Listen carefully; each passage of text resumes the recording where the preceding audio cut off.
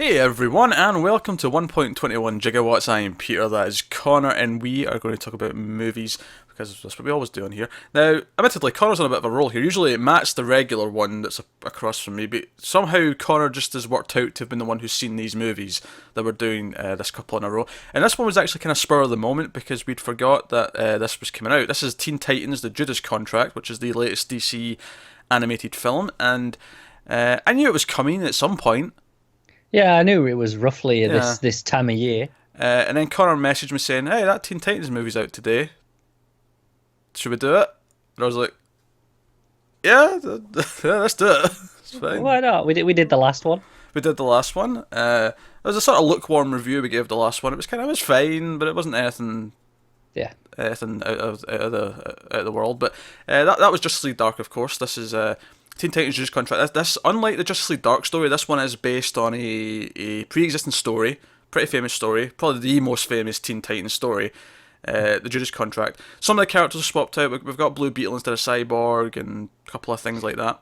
Yeah, it's making the most of this particular universe where we've got Damien there. Obviously, he Yeah. wasn't around in existence when this story was written For a long originally. time, a good 20-25 years until he, Yeah, he exactly. even existed after that. But yeah, that said though, I don't think you need to have watched any of the other movies to watch this. It's fairly self-contained, and it's like, yeah, it's Damien, and I'm pretty sure it's the same voice actor who was doing Damien in the last time he popped Yeah, up. it was. But other than that, I don't. There's no reason to need to have known any of this stuff. And some things are different, but it tries to put the characters in a similar place. Like, because Nightwing in the comic, he became Nightwing in the Judas Contract storyline. That's when because he kind of like retired, but he's like, oh no, I'm still a hero, and he became Nightwing. That's when he took that name. Whereas here, of course, he's already Nightwing. He's just away from the Titans because he's been off being Nightwing. So there's a couple of things like that, but it's kind of. I mean, I've never actually read the Judas Contract. I should point that out right now. Like, But I know you're aware of it because I know a lot of it, because a lot of it sort of seeped Yeah. into DC history, which is why I Yeah. know all this stuff. But I've not actually read the story. I should get around to that. I should too. I will say in terms of any other movies that play into this one from this universe, the Justice League versus Teen Titans from last year or the year before. I think it was last year. That one kind of sets this up in that it introduced the Teen Titans team, and that's where Damien joined them, and you kind of got the Alright, the okay, early cool. bonding stuff there. Yeah, I never seen that. There was a couple. There was about a stretch of about a year and a half where I missed a lot of these. I was seeing The Killing Joke, which we also reviewed. We gave that a very negative review, so Yeah, you'll you check picked that the out. worst one to watch. Well, that's why I had to watch it though, because it was the Bruce Timm one, and it was The Killing Joke, which is a big story. And Go watch the other Bruce Timm one, Gods and Monsters. I'll get around to it. Gods and Monsters I've good. not seen. Justice League VT Titans I didn't see, and I didn't see the last Batman one. Like, it was Blood something. Bad Blood. Bad Blood. There you go. Yeah. I didn't see that one. Anyway, we're going to start spoiler free, as we typically do. It'll probably be a short spoiler free, because I don't know if. Well, maybe it won't be. I don't know how much. Yeah, it probably will be, actually, because I feel like most of it we're going to talk about is plot. So, but we'll give some general impressions about it, and then we'll give you spoiler warning before we go into it. So, yeah, so this is the new animated film. It's a little bit longer, actually, than a lot of them, because I'm so used to these being 75 minutes. Yeah, this is a good full 90.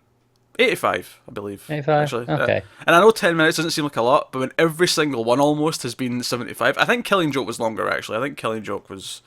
Maybe it wasn't Killing Joke. Maybe. There was definitely one that was 85 before, but most of them have been 75. They have. And so, yeah, and this is directed by Sam Liu. Again. Well, you say again. I take it you mean that because he directed the Teen Titans one. Does he not do most of them? No, it's Jay someone who does most of them. Is it Oh, not? you're right. Yeah. Yeah. I'm sure Sam Lewis done a couple of them, though, because the Yeah. name's familiar. Yeah, I don't recognise his name as much as the other guy, though, even though I'm not remembering his name exactly. Yeah. But I recognise the other name because he's done so many of them. Yeah. But so yeah, the sort of general gist of this one is you've got the Teen Titans. They've got this new member Terra, who's kind of difficult. Like not in Yeah. the same way Damien's difficult, but she has some issues, but they don't really know if they can trust her, kind of thing. Meanwhile, you've got Brother Blood, who's plotting this villainous plan. He wants to get the Titans so that he can use them to power this machine to make him a god, kind of thing. And he hires out Deathstroke to get them, basically. And that's Pretty much. that's the plot of the movie. So, did you enjoy Teen Titans: The Judas Contract? Very much so. This is probably my favorite of the mainline DC movies in quite a while. Huh. I enjoyed it a fair bit as well. I didn't love it. I liked it certainly more than the last one, and definitely more than Killing Joke, by quite a margin. I liked a lot of things about it. Yeah. I think for me it sits in this sort of like, it's a really solid animated movie. There's a couple of nitpicks, but yeah, fun. This kind of feels like a standard level of quality that we had for quite a while in these DC films that's kind of been missing for the last few years, but this one feels like it's up there with them. Yeah. I mean, my first nitpick as soon as I looked at the cover was Nightwing's in red. Yeah, No. and I thought at first, oh, well, a lot of these films are the New 52 universe, but then I had it pointed out to me that in the last film we saw Nightwing in, he was in blue, and I think we see some little snippets of blue in this. Yeah, so yeah, I mean, it's a little complaint. But I don't know, for some reason, I just don't like him in the red suit. I like him in the blue suit. Yeah, it kind of feels just a case of why. More than anything, like, why make that decision? Well, it was the same in the comics. It was like, why is he red? Oh, because all the Robins have to have red on them. But shut up. Stupid. But otherwise, but in terms of how the characters look, that's kind of my only real issue. I don't think any of the other ones stuck out to me as being, oh, that's not right. Why do they look like that? No, definitely not. Some of them looked really good. In fact, Blue Beetle I thought looked really good. Yeah, and Beast Boy's transformations look great as well. Yeah, they had some fun with that. There were some moments where he was like transforming really quickly through various animals for certain different things, and that was fun. Honestly, if I've got a kind of complaint, actually, it's not a big one.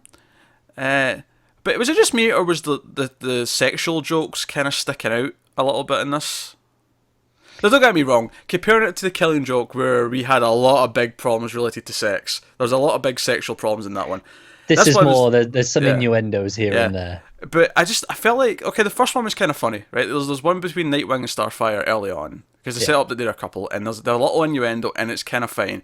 But there was a second one later on where it got drew out a lot longer, and like every character but her was getting that it was a sex innuendo, and it just felt like it was going on too long. I'm like, why are they pushing this innuendo so much? See, I like it, because that's kind of what Starfire is, where she doesn't get these things. Oh, sure. And that's part of the humor in the character for me. So, but I think the first one was enough, because I feel like it was just going. I don't know. It was just a touch. It was that, and then there was some stuff with Deathstroke and someone else later, where I was like, oh, this is kind of. I will say I do believe that is from the original story, though. Yeah, it's just that they didn't change it, which is maybe more surprising. Yeah, that came on a bit strong as well. And it's one thing to show that the character wants it. It's another thing to portray it the way it was portrayed in this, where there's a skimpy outfit and it's full on. And I'm like, wait, what age is she? And he's like, yes, we'll be lovers, but not quite yet. Not quite yet. And it's like, is that Deathstroke being noble? He's waiting for the right age. He's like, no, right, just wait another couple of birthdays. I'll be right with you. But yeah, so I thought that stuff stuck out to me just a touch, and I do mean a touch. Like, it's not like the Killing Joke was like shockingly horrific with what they did in that. We were angry at that. That was worse, is where they were actually like played for serious, where most of these are played as comedy beats, other than that last one you mentioned. I think the reason why it stuck out to me, though, is that it feels like a movie that's otherwise suitable for people of all ages. You know, for kids can watch it, and then there's these innuendos in there. A couple of which, again, the first one I thought was fine because it was, I don't think a kid would get it, and I don't think it didn't stick out. Whereas the stuff with her later on, it was so in your face. I thought, this feels like they could have just worked around this a little bit more. Like, kept the intention, but worked around it a bit more and just left it be a bit more suitable for everyone. Because it feels just out of place with the rest of the movie that does feel like you could show this to like a 6-year-old and it would be fine. That's fair. I guess the question is, at that point, if you show it to a 6-year-old who doesn't get the innuendo anyway, it's just a scene that's not funny, surely. Well, I'll talk about the humor. I'm talking about the Deathstroke stuff more. Oh, right, okay, that stuff. Because I mean, that's not even played for a laugh. That's just no. You're right. That's just this is normal. Girls who might not be of age trying to seduce what, 50-year-old man, maybe, whatever age Oh, Deathstroke easy, is yeah. at this point. So, just a bit weird, and that's it. I think for an adult audience, it's obviously fine, but because they get that he's a dodgy character and he's not on the up and up, and she's obviously not completely right in the head either. But for a young, impressionable audience, it sticks out as being a wee bit. No, you're right. much. You're right. I hadn't considered it that way. Yeah. But that would probably be the biggest, other than maybe the gratuitous Kevin Smith cameo, which we'll save the details. We'll save the details for that in the spoilers. But I won't lie, I kind of loved it. Of course you did. But I'm a Kevin Smith fan, especially of his podcasts. Yeah. So the characterization for most of them are alright. I actually think this is the first one that I've seen with Nightwing in it where I felt like, oh, they're actually having Nightwing be Nightwing. Where you felt like not so much that they had him like out of character in other movies, but the fact that he actually got stuff. I mean, again, I didn't see the All Teen Titans movie, so I don't think he was in that one. Oh, was it not? Well, anyway, strike that from the record, regardless, because I've not seen it. But just if he wasn't in much. Yeah, but the way that he actually felt like he was heroic, they felt like they pushed him to be one of the he's portrayed as the leader, even when he's not supposed to be the leader. He kind of steps in and acts in that role, and yeah, he can't help himself, can he? Yeah, and he ends up being like the essential hero as the movie goes on, and it felt like they were treating him with respect, as if he was not necessarily as good as Batman, but he is someone who he has elevated. He's earned what it shows us. He has graduated beyond what the rest of these Teen Titans are. He is he is more experienced, and I feel like they treated him with respect in this, which was nice. And I do think it is important, given that obviously this is the Judas Contract, that they did that with Dick, given the past in that story. Yeah, and also if you want to make sexual innuendo, his name is Dick. There is so many things to do with that that could play very innocently to a young person. Yeah, that you could have had some fun with that. That's fair. Instead, they were cracking jokes about stamina. So yeah, the characters seem on point. Raven didn't have a lot to do, but she was fine. The actress who played her, actually, Taissa Farmiga, I like a lot. She's in The Final Girls. She's actually the younger sister of Vera Farmiga, which you'd be forgiven for not thinking that, because the first time I learned, because I seen the name obviously, and I thought, oh, she looks kind of like Vera Farmiga. I assumed she was her daughter because the age difference is really big. Like Vera Farmiga's in her 40s, and she's like in her early 20s. Like, the age difference is big enough where you would maybe naturally think that. But the other sisters, their parents are just, I don't know, still at it all these years later. I don't really like her as Raven, though. I don't have any problem with her. I don't like her as Raven. I kind of agree with that. I have a much bigger problem with the voice actor for Damien. Yeah, that's been consistent ever since Damien was introduced in this line. And this sounds stupid because he's only ever been in comic books, but he doesn't sound like Damien. He sounds too much of a kid, whereas you kind of imagine Damien putting on a voice if he has to, to get his point across, because he acts so much older intentionally. Yeah, he's got too much of a sort of there's too much breath in his voice, if that makes sense. Yeah, it's kind of whiny, isn't it? He doesn't come across with the. It's supposed to sound forced, sure, but it doesn't come across that way either. Yeah, it feels like he's doing, he's calling Dick Grayson instead of Dick or Nightwing. He's saying, "You've failed us again, Grayson." He's saying the lines, but it's just not coming out with the same gravitas that I expect from Damien. And I get that it's maybe hard to cast that. What I really think they should have done is cast an adult. They should have cast an adult to do a voice. Like, I'm almost imagining like a more think like, how Peter Saravinovich did like The Tick. I'm imagining that with more of an edge to it. Yeah, I know what you mean. Like, take the cheesy superhero voice, but then make it like sort of more harder edge, like he's a drill sergeant or something like that. Yeah, it feels weird, even though he is meant to be like 13. It feels weird him having such a childish voice because of the way he acts and the way he speaks. Yeah. It feels like he should be at least sound a little bit older. Yeah. Admittedly, I know that giving a 12, 13-year-old that presence and even in an animated movie, never mind live action, when he has it natural in the comics, it's hard to cast that. It's hard to do it right, to bring it across on screen. I get that it's difficult, so I'm not going to criticise it too much for it. But Damien's voice definitely was an issue. In terms of other cast here that are sort of notable names, Christina Ricci is the voice of Terra. This is fine. Well, Solid, no complaints. I don't think I had a voice for Terra in my head that could have been. No, I don't think I ruined, did either. Sean Maher is Dick Grayson. He, of course, was from Firefly. He's been Dick for a few years now. I think a good handful of these films, and he's definitely the best portrayer of Dick that we've had. Yeah, he's a good Dick. Yeah, pretty much. I'll note, was a kind of sad one actually, because he passed away before the movie came out. The voice of Deathstroke is Miguel Ferrer, who we've been seeing recently actually, because we've been reviewing the Twin Peaks, so the old episodes of Twin Peaks, which he's in. He was in RoboCop, so I like him a lot actually, and I recognise his voice. But it was kind of bittersweet because I didn't know he was in this, and it was when I heard his voice I kind of recognised it and went, oh. Yeah, and he is a fantastic Deathstroke actually. Yeah, he is. He's really good. I didn't even realise he was still working this close to his death. Because I hadn't seen him in a long time. Like everything I think of him as being in is all from the 90s and the 80s. I just assumed that he'd maybe been retired for a while. But no, clearly he was still doing some voice work, which I guess is easier to do.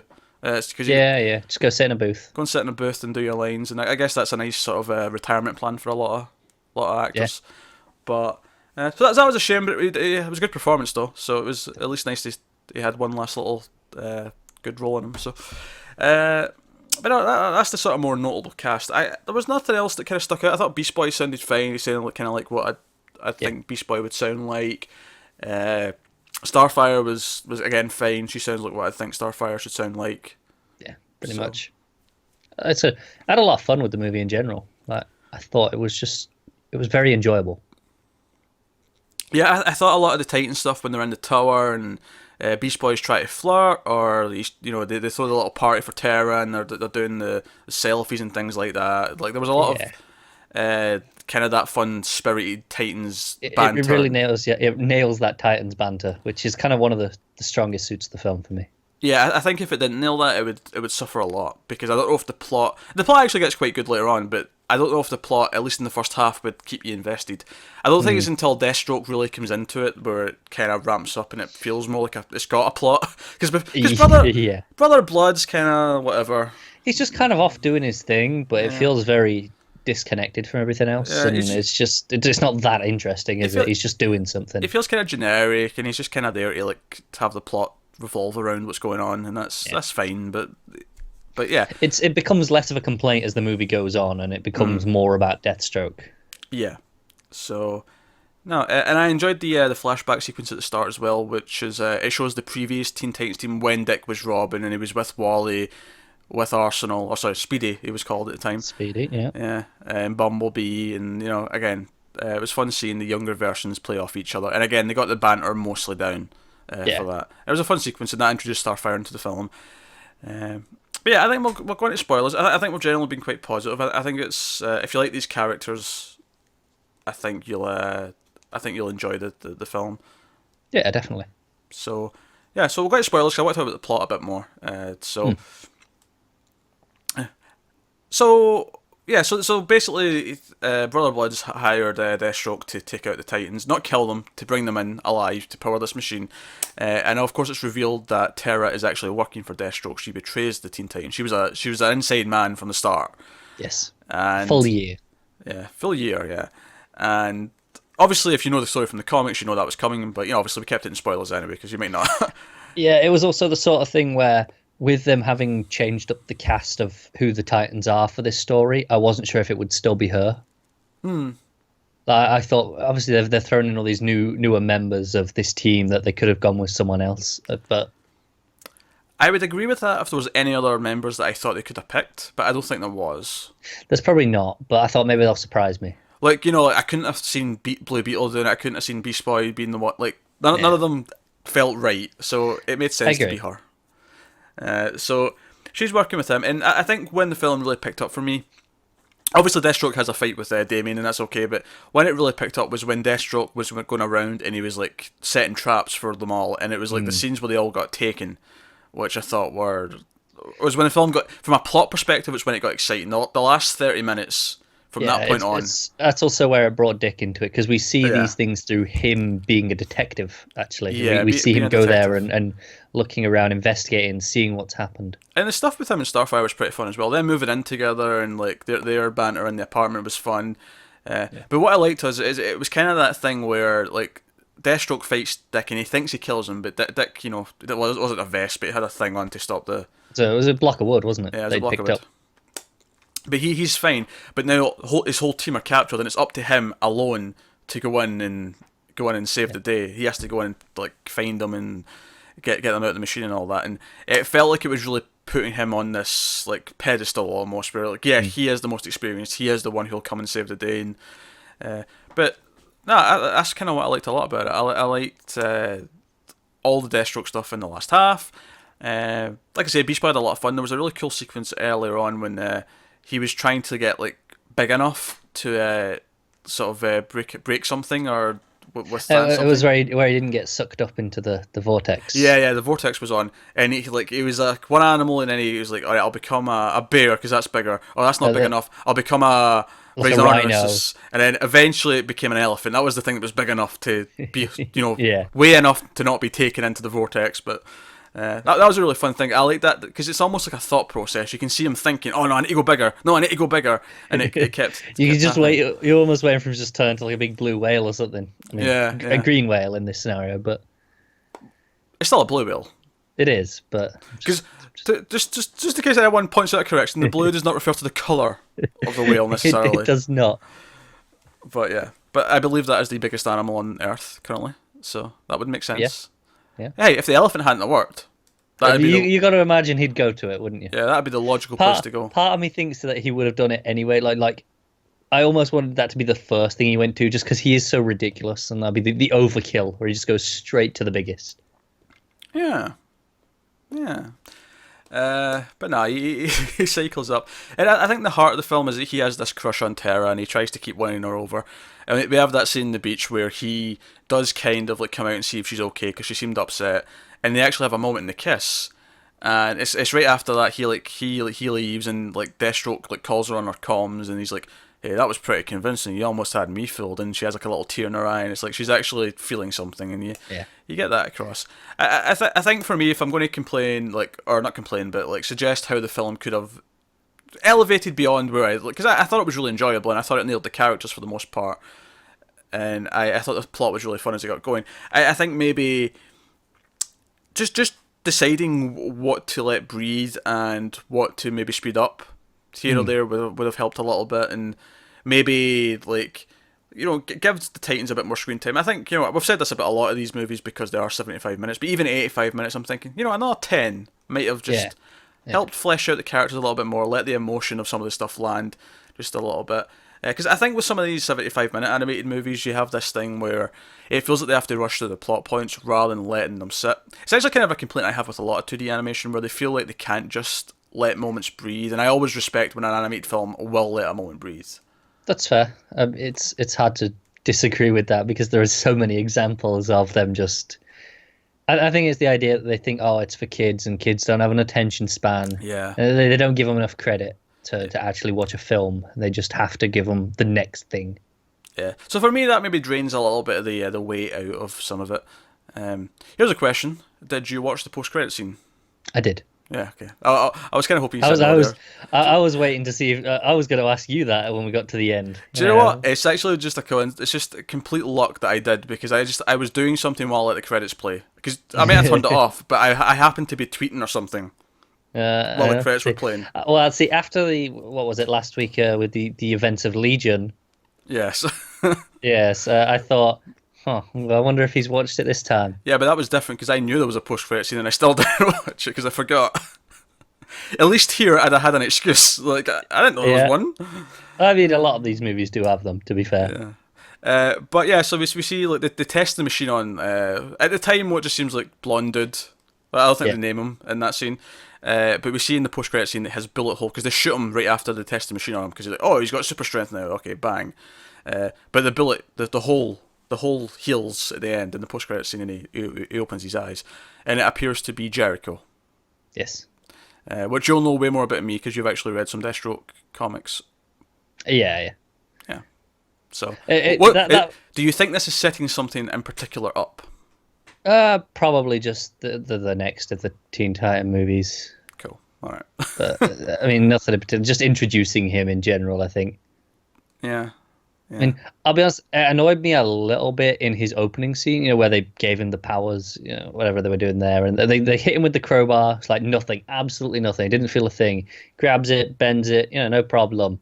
Bullet in the head, straight down. Like, but you'd like to see some reaction from the crowbar. It almost was telling me like he was invulnerable, and then he wasn't. Then he wasn't. Yeah. I was a little bit confused in the scene itself. Turns out it was invulnerable. Kinda. Well, yeah, but just in the scene itself, I was a little bit confused as to how it did this. It was a little weird because obviously Deathstroke later on he gives up Terra because and this is something I believe is in the comic as well. Blood's pissed because he wanted Robin as well with the Nightwing because he needed that last spot filled. So he hands over Terra to fill that spot. So he betrays her, and essentially, and just kind of proves what they were all trying to say to her. That he's just using you. He's just trying to convince you. He will use you for his own gain. Yeah, to the point where he goes, "Sorry, contract comes first." Yeah, and that's kind of what sets her up to go nuts with her powers. Of course, she has geomancy powers, or whatever you want to call it, where she can control sort of earth and rock and dirt kind of stuff.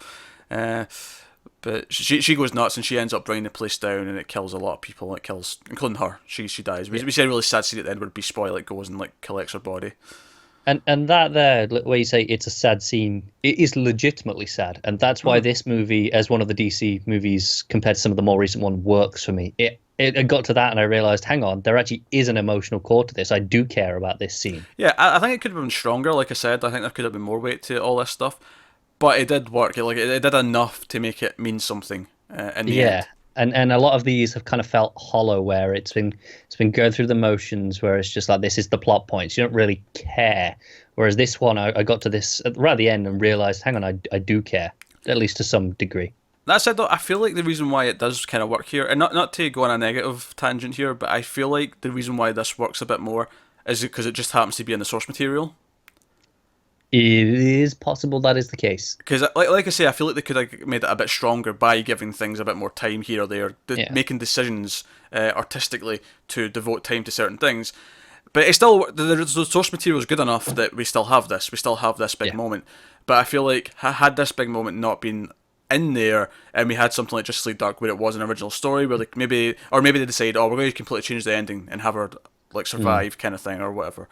It may not have had the same weight. Like that may just be there because it's based on a good story. That is a fair point, and maybe it is that, but ultimately, it's in the movie as it is.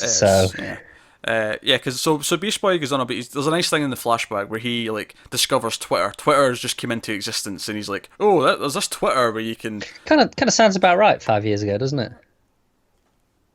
I guess actually a little bit more than that now, but. Give or take. Yeah, but yeah, he discovers Twitter and he's talking. He's like he talks for about a minute how you can talk about what you're having for pizza. Or you can say you're having pizza. You can post about how much you're enjoying pizza. What sort of pizza you would like to have. He just talks about pizza. And then he's like, "Oh, should we order pizza?" It's and now I'm talking about what pizza I'm having. But we see in the present day that he now has 1 million followers, and because of this, he's getting to guest on Kevin Smith's podcast. So we get a scene at the end, and it kind of treats it as the coda scene where, as he's talking about being a Titan and how all his teammates are working together, we see what they're all up to now. Jaime, who's maybe having some struggles with his parents throughout the film. We see them try to have a Skype call. It doesn't go so well because the Beetle keeps reacting to them, but he manages to control it enough at the end that he meets his parents, and he has he gets to bond with them, and. Dick and Starfire are fine in the apartment, and we get to see everyone's okay. And he mentions a new member, and we see Wonder Girl. Appears to be Donna Troy, flying through the air next to the tower, and Beast Boy punfully says, "We have a wonderful new addition to the team." I feel like if there is any character you're going to have to make those sorts of puns, it's got to be Gar. Yeah, I don't dispute that. I don't dispute that. But because it does feel like he's done that intentionally because he knows. the whole scene makes for a nice little coda where it kind of wraps everything up kind of neatly, and he gives this little sort of thing where he defends Terra at the end because like Smith asks him about the rumors of this member who went rogue or whatever, and he's like, you know, people are born into a hard life, and he gives the story, and I think again, yeah, I think it works quite well, but again, had a bit more weight, it might have played. I feel like maybe if they'd played up a little bit more of the team, because there's this whole thing where Starfire feels a little bit insecure that people are going to Dick and treating him as the leader instead of her, and I feel like that plot kind of didn't go somewhere. Didn't really go anywhere. It didn't. Like he kind of apologises and says, "Oh, you're actually quite good. Don't worry." And then they make out, and then it's never really brought up again. It's not, no. Yeah, it's kind of weird, and I feel like if you'd done something more with that at the end about building a better team or something like that, where they feel stronger at the end as a result. I don't know, but maybe I don't know. Like I think it's good, but not out of this world. Is what I'm saying. That's fair. That's what I'm saying. But I think it's enjoyable. If you like Teen Titans, you like most of it. You'll probably have some nitpicks, but I feel like it's a solid. It's definitely one of the best ones they've done in a while. So there you go. That is Teen Titans: The Judas Contract. So ratings. What do you want to give it out of 10? I think a 7.5. It's very good. It's not great, but it's very good.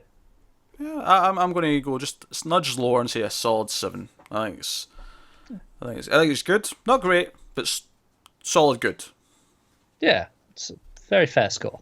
There you go. That's Teen Titans: The Judas Contract. Let us know what you thought of the movie if you've seen it. In the comments below, like and subscribe and all that stuff. Helps us out a lot. Get us on Twitter at mailed_fuzz for channel updates. I'm at Wibble89 on Twitter. Connor's at ConnorRyan94. Thanks for watching, guys, and we will see you next time.